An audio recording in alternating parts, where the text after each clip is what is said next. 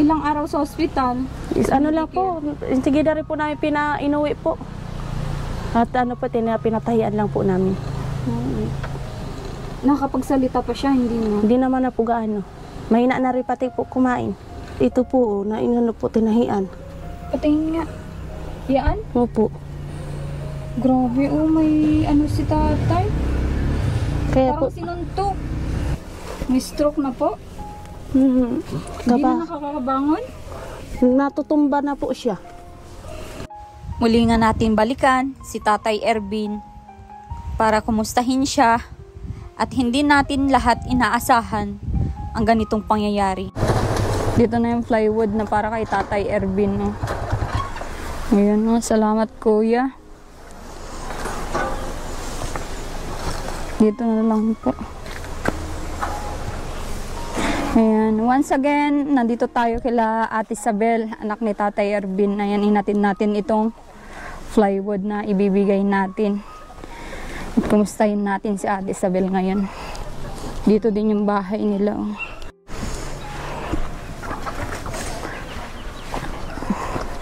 Isabel? Hello, kumusta? Babantay kay Papa. Nandito si Papa mo. May stroke po, magkasakit. Diyos ko po. Nilagay mo na pala dito? Ano po, hindi, wala po nagasi, ano po doon at yung nasugatan po ang paa. Nasugatan? Okay. Nasugatan po kaya po yung papo niya. Nung isang gabi lang po namin po dinala po sa Medicare. Si Papa mo? Opo. Dito nga si Tatay Ervin. Sige, damit mo muna.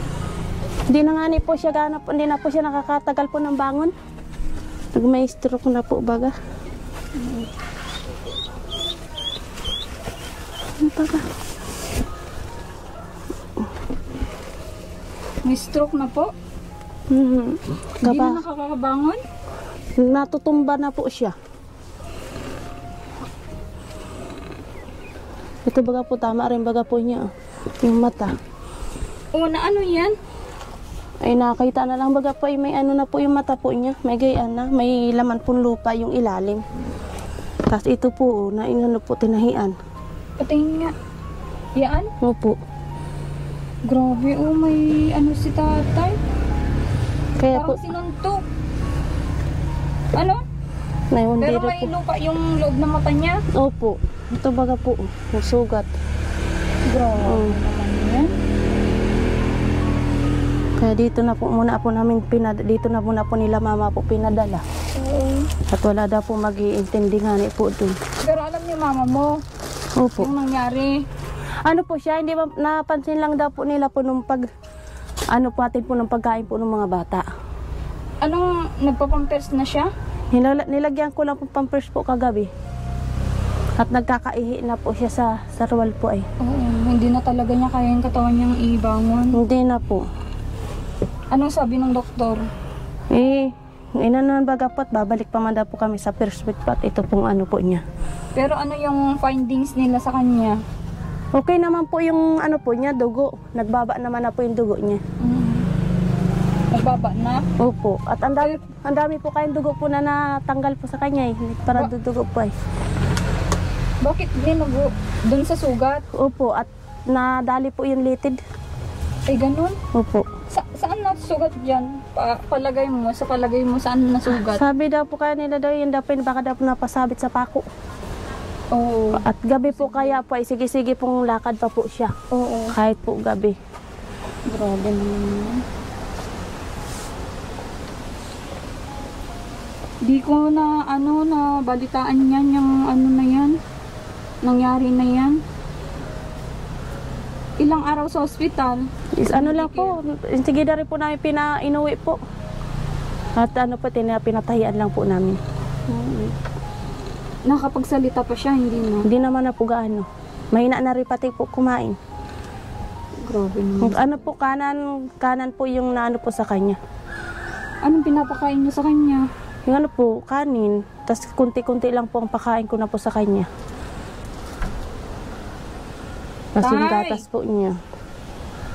Wala. Hindi na po nakakapag ano pong maigi. Hindi na nga nakakarinig, tapos ganyan pa. Nag-ano naman po, inaanan ko po ng resita po ng doktor pong gamot. Sinong nakakita sa Bel na ganyan yung itsura niya? Mayroon daw po may estudyante daw po na nakapansin. So sinabi na lang daw po kala mama na may dugo daw po ang paa. Pero nandun siya sa bahay niya. Opo. Pinuntahan na lang po ako dito. Tapos yung isang mata niya, Nung maga pa po ito, may nangyari po dito maga pa po nila napansin na may gayan pa. Sige daw po lakad daw po ng gabi. Kahit daw po pala gabi, sige-sige lang po lakad, dami po nakakakita. Ang inano po namin, baka po nabalakid po, yung nagdiretso po, nag-stroke po siya, yung baka yung pagka-atake baga po. Saka po siya nasubsob na, yung mata po na ano niya. Kung saan man po doon napasubsob. parang sinuntok na yung mata niya. Yung nga po ang sabi po nila, para daw po sinuntok. Pero po, yung tiningnan ko po nung maga, ang mata po niya, lahat po nung kabilugan po, puno po yun ng lupa. Na ano nga yan, nasubsob. Pati yung ilong ay may pasa. Kaya baga po ay ano po, dahil na lang, hindi po rin kayo makaalis po dito. At nagpipilit po siyang magbangon, natutumba rin naman po. At hila na po yung kamay po niyang kalahati. Nakagano na po siya. Tapos yung ito po, basta ito lang po kalahati po na ito. Ngayon may sugat po na yun.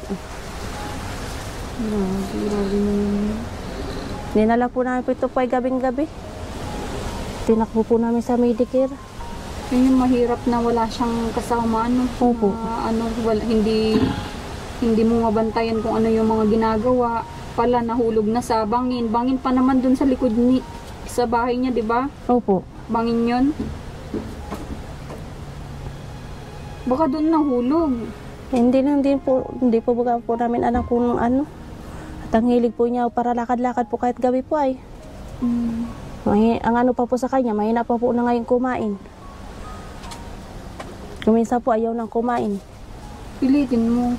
Inaanuhan ko lang po, Lugaw, sinusubuan po. Mga soft food lang, yung mga malalambot lang. Anong mga kaya niya naman yung kanin? Kaya naman po, basta po sinusubuan ko na lang po siya. Lugaw muna. Basta po may Baka sabaw-sabaw lang. Oo. May halak si tatay. Yung nga po ano po sa kanya po, parang ano nga ni po siya maghinga. Hirap maghinga. Wala kayong unan? Mayroon po, kasi wala pa po ano po, punda. Nag-ano pa ako, nagparalalaba po ay. Oo. Pwede mo siyang unanan para matigas siyang ay. Ano pati po siya, hindi po siya makontento po ng kahit po sapinan mo po yan, matatanggal po yung sapin. Wala po siyang ginawa po, umikot po ng umikot hanggang magkakauruntog na po siya. Gusto niyang ibangon yung sarili Opo, kaso po hindi naman po niya kaya. Anong plano mo yan sa Bel? Papagawan pa ng bahay? Papagawan niyo pa? Dito na lang daw po sa tabi po namin. Para po pag ano po, yung kapatid ko pong isa, pag dadating po umaga, pag wala pong pasok, ano po kasama man po namin. Si mama Dito na yung plywood na sinabi ko sa iyo. Tapos yan yung pako, may pako na din nakasama. Si mama na rin naman po, nagbabantay na rin po sa kanya. Ang ganda yun. Inanahan naman na po siya. Siya na po yung nagpapakain po sa kanya. At oo, mas maganda kung dito para at least araw-araw na check mo. At delikado na talaga yung lagay ni tatay. Tsaka hindi na niya kaya yung sarili niya. Hindi niya na maipagluto yung sarili niya. Hindi kagaya dati na at least nakapaglakad-lakad. Nga po. Na siya, yung parang iniisip niya, bakit wala akong kasama sa bahay. 'Di ba? Wala siyang kasama sa bahay. Wala man lang akong kakwentuhan.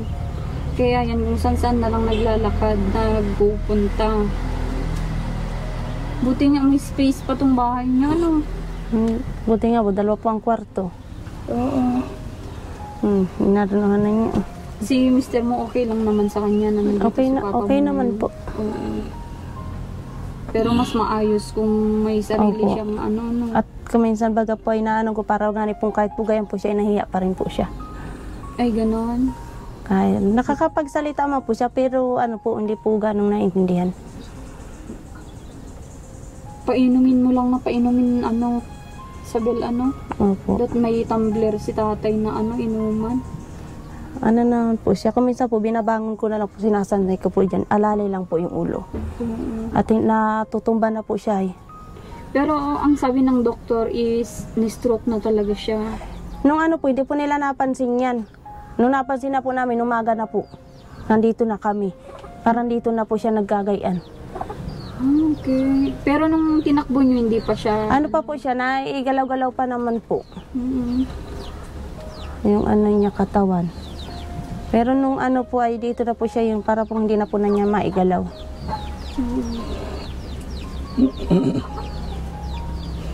Kakagulat naman yan. Imbis, ito, plano ko nga ito, ihatid ko lang tong plywood dito at dadaanan kita, pupuntahan natin si tatay kasi nandito pala sa iyo.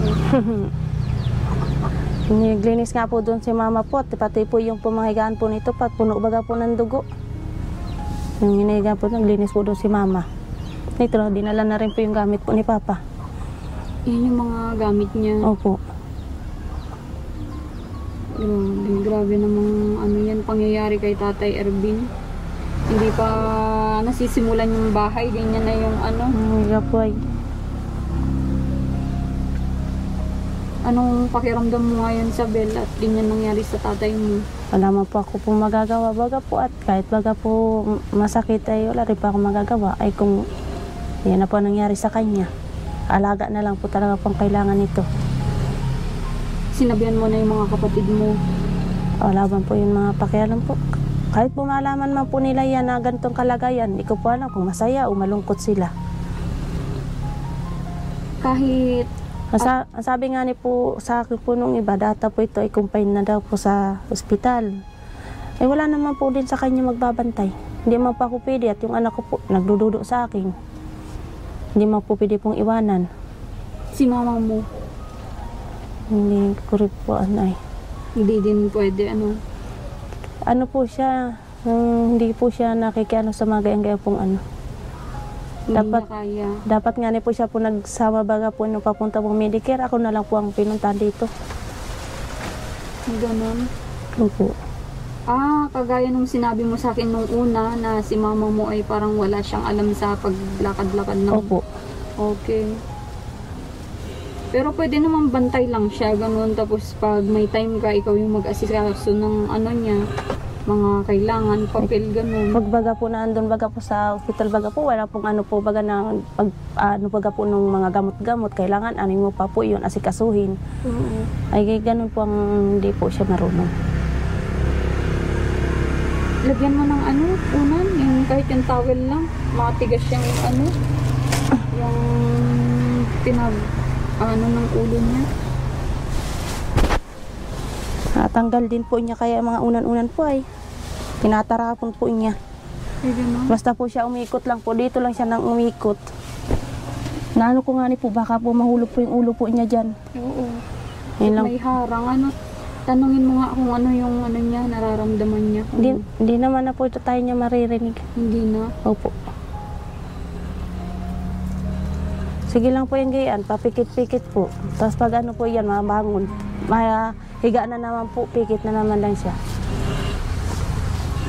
Huwag ka maghuhubad. Tay Ervin! Tay!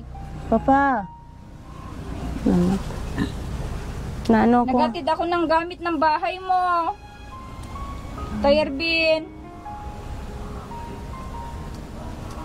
Na po talaga. Pagpapakainin mo na yun, papaupuin mo na. Opo. Inaanan ko po. Buti napayag na ano. Ano naman po, Yan, pwede inaalalayan ko lang naman po siya. Saan banda yung ano, hindi na niya ramdam? Ito po nga ano po na niya, ito pong kalati na ito. Yan yung hinihila-hila niya na lang. Opo. Pag ano, Kuminsan po, ito pong kamay na ito, nakagano na lang po siya. Hindi na po niya naiipit na lang po niya. Diyos ko po. Grabe. Diba may kapatid kang ano, pwede naman yan i-confine tapos yung kapatid mo pauwiin mo muna, siya yung mag-asikaso. Hindi ko nga ni rin po maano, hindi naman po sa akin na po nagpapakontak. Dapat Hindi ko rin- tawagan nyo. Di ko rin naman Ngayon po ano. mo, kahit sabihin mo na parang wala kang inaasahan na gagawin nila, ipaalam mo pa din kasi kung may nangyari dyan, baka saka sila magre-react pag At sinat ko baka po ikaw yung pang sisihin kung may nangyari kay tatay. sinat ko Siyempre. po yung pinsan ko po na sabi ko tatawag pa ako, sabi pagtawag. Hindi naman na po ano po at parang hindi ayaw yata pa ako makausap. Sabi ko po kahit po padalan po si Papa, kahit pandaradaya, pero tulungan lang pa ako. Hala, hindi po sila nag-ano sa akin. Iniisa-isa mo sila. Opo, inaano ko lang naman po, para wag po matulungan lang, di po, nga to talaga. Tayo ko kontakin man po sana ako, hindi rin pa ako kinukontak. Oo. For sure dito napapanood nila itong vlog natin kasi alam ko na nanonood sila ay dito ka manawagan sa kanila.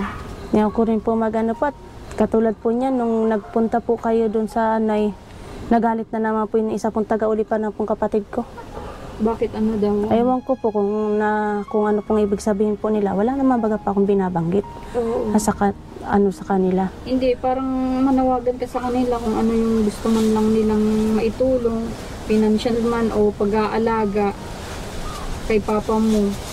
Kung may alitan kayo, isang tabi nyo muna yun. Wag ngayon kasi kailangan ni papa mo ng tulong. Tulong nyo magkakapatid. Hindi na pa ako mag-ano. Galing na rin po doon sila mama. Kahapon po sa ulipanan. Siguro po yung mga sinarabihan na rin po nila tiya. Alam na nila. Alam na rin po yun. At galing po sila po sa ulipanan po kahapon po ay. Posible naman po na hindi po nila maano po yun. Nagpurunta naman na po sa ulipanan. Ano papa? Nasa kanila na lang po yun kung dadalawin po dito si Papa. Kung tulungan lang din po ako kay Papa kahit isang araw lang. Nasa kanila na lang po yun. Totoo yung kasabihan na kahit madami pala yung magiging anak mo kung walang pagmamahal sa iyo, hindi ka maaalagaan. Kasi po yan po nangyayari. Kahit po wala akong sinasabi sa kanila kung ano-ano po na inaano sa akin. Ay, di ba po nung nanuko baga po tulungan lang po ako kay Papa. Kahit po sana papaano ay ano. Iba naman po pala nasa isip po nila. Anong nasa isip nila? Ang kalayata po ay inaano ko rin po sila, mga sinusurumbatan. Parang Hindi na ako. sisiraan. Isay ko hindi. Wala man akong ano sa kanila po. Nasa kanila na po yun. Kung anong ano po nila sa Tsaka akin. sinasabi mo lang yung totoo na dapat sa magulang niyo tulungan. Walang kung may sama man ng loob, magulang pa din kasi yan ay kahit ano yung nagawa niyang kasalanan nung araw. Ako nga ni dapat nga ni po ang magagalit sa kanila. Pero ako na po yung nagpapakumbaba. At ako po ang nakakatulong sa kanila. Nung sila po ay nangailangan ng tulong, katulad po nung na-hospital yung kapatid ko na wala po nag-asikaso sa kanya, nagtatrabaho po ako sa Batangas, nag-uwi pa ako alang-alang sa kanya. Hindi rin po niya naisip yun. Yung kapatid ko naman pong isa, ang inaano ko lang po, kahit po sana po ay buntis, magpunta rin naman po sana dito kahit pa paano. Ay hindi rin naman po nag-iintindi. Kaya ang ano ko na lang po talaga sa kanila, kung sila po may problema, wag na lang po ako nilang asahan. Yan na lang po ang ano ko po. Hindi na po ako tutulong sa kanila. Grabe naman. At kung ano man nga ni po ang mangyari dito kay Papa at ito ganito ng kalagayan, wag na wag po nila akong sisisihin. Baka sabihin po, hindi ko po inaasikaso si Papa. Tsaka sabihin nila, ba't di mo pinaalam sa amin? Yung Kahit po alaman po nila, magtatanggi lang po silang, wala po silang alam. Yun lang po ang ano nila dun. Wag na po sila sa akin mag-ano. At sabi ko, inaasikaso ko po ito si Papa kahit baga po may maliit ako. Nasaan yung anak mo ngayon? Nandiyan po sa kabila po. Yan ko po muna inano. Ayun nga po, kayas-kayas nga ni Papa para may pambinta-binta kahit po paano, pambiling diaper ni Papa. Oo. Yun yung kailangan niya ngayon, gatas, naggagatas ba siya? Meron pa po siyang gatas po, yung tira niyo pa po yun. Yung pagdala niyo baga po, meron pa po siya. Kaso po hindi na po niya naubos po kahit po kalahating baso. Hindi na rin po niya naubos yun. Yung tama lang, yung sakto lang na niya, kaya niyang Grabe naman yun. Kumbaga po napapano na po taon to. Kahapon nga na po ay sinusuotan ko po ng short kahapon. No? Rubad po lahat yan. Tinubad niya? Opo, lahat. Baka nainitan. Kasama po lahat, basta po lahat. Kaya po nasaraduhan ko pong tabla dito at ayaw po niyang masusuotan ko po siya ng short. Nakahuhubad lang po basta po siya lahat. Tapos kagabi po, ganun din. Hinubad din po yung diaper, pati po yung short. Si mama na lang po kanina po nagsuot nito sa kanya kanina. Grabe. Si mama na lang po. Nainitan yan pag ganyan, ano? Nilalatagan ko nga po, tinatanggal din po niya yung latag. Hindi na niya alam yung ano, yung sarili niya, ano? Hindi na Hindi po. na ano. Francis, kunin mo yung ano dun? Dito, bag ko. dito ko na lang din yan po nililiguan siya. Oo, mabigay ako ng ano, pang diaper ni tatay. Grabe naman yan. Grabe naman yan, tay. Di pa nasisimulan yung bahay mo po, ay. Ah? Papa, Pagaling ka po. pinalam ko na rin naman po sa mga kapatid din po niya. Kaso po yung kapatid din po nasa ospital din po ulit po yung isa eh. Oo. Kaya hindi rin po sila po nakakapunta-punta po dito. Ipatayo mo daw dyan, ate, ano, para may ilaw. Ayan. Grabe naman yung nangyari kay tate.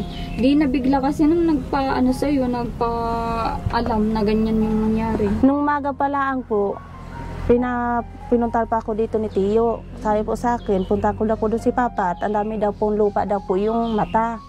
Pumunta pa akong umaga. Sabi ko, Papa, dito ka lang. Sabi ko na, Papa, at maano tayo ng gamot mo. Tapos nung bandang hapon po, pinuntahan na naman ulit pa ako dito. At ang sabi po nila, yun daw po pa daw po ni Papa, hindi na daw po mampat ang dugo. Kaya nagpunta ulit pa ako doon ng gabi. Alas 10 na po kami nakauwi. At sinabi ko na po, nadali na po namin talaga po sa Medicare, pati na po namin maampat po yung dugo po ay. Kailangan na po ng tahi. At na ano daw po yung ugat na ano ng pako. Napapa. Tetano yan kay tatay pag hindi nalinisan yun ng maayos. May injection pati yan. Yung Mayroon na ganyan. po, naturukan na po siya. Naturukan? Opo. Maganda naman pag ganun. Naano na rin naman po siya. Isa pa, Rans. May grocery pa tayo doon, ano? Oo, pasuyo ko na. I-ano ko yun. May gatas din yun para kay tatay. I-ano mo. Sabi nga ni po ni Mama Aba, magpagaling ka naman na. Hindi ka pwede nga para pahina-hina ka. Pag nakikita naman na po niya si Mama po ay okay na po sa kanya. Hindi na po siya naglalayas nung una. Oo. So, si Mama na po naghatid sa kanya ng pagkain. Si Mama na rin po lahat nag-aasikaso sa kanya. Pagpapaligo, Maganda. paglilinis po ng bahay niya. Hindi na po siya naglalayas. Ganyan na po ang nangyari nga po sa kanya. Oh. May bilihan ba ng pampers dito? Wala. Sa cruising po. Sa crossing. Okay. Bili ka ng ano, pampers niya pa. At ano, gamitin niya pag gabi. Para hindi na kailangang ihi ng ihi dyan. At ano, may grocery kami dyan. At yung plywood, ate Isabel, Ikaw magkuhubad. paano mo yan sa bahay niyo, no? Opo. At papakot ko na rin po yung mga kagamitin na rin Oo, po. ito. Thank you po. Yung ano, grocery. Buksan mo, ate Isabel, at may mga ano dyan. May mga pwedeng kainin dyan. Papa ha. At kahit po papaano po, yung isa daw pong kapatid ko raw pong babae, kay Papa daw po muna daw magtutuloy-tuloy. At tamang po, nandito lang din naman po, papaano ko na lang din po ng ilaw. Extension na lang po ang kailangan po namin. Extension. Opo. Ito, walang ilaw ito, itong ano na ito. Ay, sira po yan. Ah, okay. Yun na lang din po ang anin po namin sa kanya. At maganda pala at may ano naman, may kuryente kayo dito, ano? Opo. Nababanas nga yan, kaya naghuhubad. Hindi man din po pwede rin po siya ano po, at talaga po gayan po yan. Hindi pwedeng mag-electric fan. Hindi po. Yan po talaga po siya, gusto po niya lagi po siya nakahubad. Kaya sabi ko po nga kay mama, chinat ko po yung pong kapitbahay po nila na sabi ko nga ni pa, ano po ako, tulungan po dito at si papa po. Kanina po umaga po hinika po ako ay. Kaya hindi ko maasikaso po itong anuhin. Nag-aarte pa po yung anak ko. Yan, may gatas din dyan, Berbran. I-ano mo kayo tatay. Opo. Ano nga pwedeng lutuhin dyan. Ano pa, may ano ka para papa o. Yung mga pwedeng i-luto-luto. Pwede mo Magano siyang ka mamaya? pakainin kung kaya niyang kainin. Opo. Kung ano pwede niyang kainin dyan. Tapos yung gatas, magtimpla ka lang yung alam mong mauubos niya. Opo. Wala ba kayong straw yung pwedeng pag-isipan niya? Hindi Ano naman po siya, nawakan ko na lang po sa baso. Okay. Nakakainom naman po siya pag hawak lang po. At pag siya po naghawak pa, natutumba po siya eh. Natataktak din po. Okay. Yung mga kamay nga niya, nakaganyan. Ano po, nahihila na lang po niya ito. Ito pong kamay po niya na ito.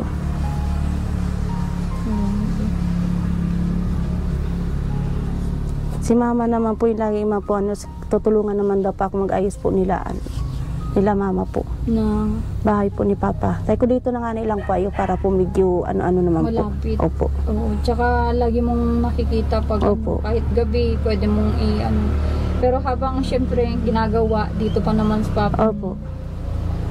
Tayo ko nga ni pa dito na lang muna po. Payag naman din po yung isa. Ano naman po siya. Pag nga ni po natutumba po siya, nagigising na lang po yun ay. Yung asawa mo, Nasilip agad po dito. Tinitingnan po kung napaano na. tinutulungan ka naman sa Opo. mga pag-aalaga. Bait din pala yung asawa mo. Naano naman po siya. Oo. Sige, Ate Isabel, at yan, hinadid ko lang yung kailangan ni tatay. Bilan mo ng rami-ramihan mo na yung pampers para medyo Opo. matagal niyang gamitin, Opo. At babalik ako mga sa isang araw at hindi ako pwedeng straight na lumalabas ay. Opo. Sige, nandiyan na yung Sige po. pakok, plywood na kailangan nyo. At kung ano pa yung pwede namin maitulong. Opo. Sige, salamat po. Okay, sige. Yun lang ang problema. Kahit mai-confine pala, walang Wala rin mag-asikaso po. sa kanya. Kawawa naman. Buti po sana po kung anak ko po ay nadudo po sa tiyupon. Oo. Tapos kung nagano rin po sana po sa baso. Hindi po talaga eh. Di po magutom lang po siya. Yung Hindi po siya sinasabi gano. mong kapatid mo na babae na gustong manuluyan sa bahay niya, tutuloy sa bahay niya, ba't hindi uwi ngayon para Hindi po yung bunso po. Okay. Hindi po. Nandito. Opo. Kinuha lang muna po yung, kukunin lang daw muna daw po niya yung baon lang daw po niya sa bahay. Nandito po yung gamit po din niya sa school. Okay. Oo, yung Dito kasama po. mong nag-aalaga. Okay, sige. Sige, Ate Isabel ha? Tay, pagaling ka ha? May iniinom siyang gamot? Mayroon naman po. Okay. Tay, punta muna ako. May gatas dyan. May mga pwedeng ulamin. Yan lang po Hindi yun. na natin makausap si tatay kahit kahit hirap makausap ay nakakasagot din minsan, di ba? Opo. Oo. Kaya po inaano ko na lang din pati Sabi nga ni po nila, paano daw po kung wala daw po ako dito. Adi, sabi ko wala rin pag-asikaso. Wala na talaga. Sige. Sabihan mo na lang si mama mo kung di mo kaya, ganun. Opo. Nang maglutong pagkain niya, magsuyo ka para hindi siya magutuman. Opo. Okay. Sige, punta mo na Thank kami. you po. Salamat po. Okay. Sige. Grabe, nabigla tayo dito mga mahal kong viewers dito sa nangyari kay Tatay Ervin. Ni-stroke na siya. Hindi na daw niya maigalaw yung kalahating katawan at yun, nakaratay na siya ngayon. At kung ano man yung pwede pa nating maitulong, maibigay sa kanya ay tulungan natin sa Ate Isabel at kawawa naman. Siya lang yung talagang inaasahan ni Tatay Ervin para makasurvive. Yan, hindi ko naman iniisip na kung ano yung pwedeng mangyari, pero ang iniisip ko is positive pa din na makasurvive siya, lumakas at matirhan niya yung magagawang bahay para sa kanya. Ayan.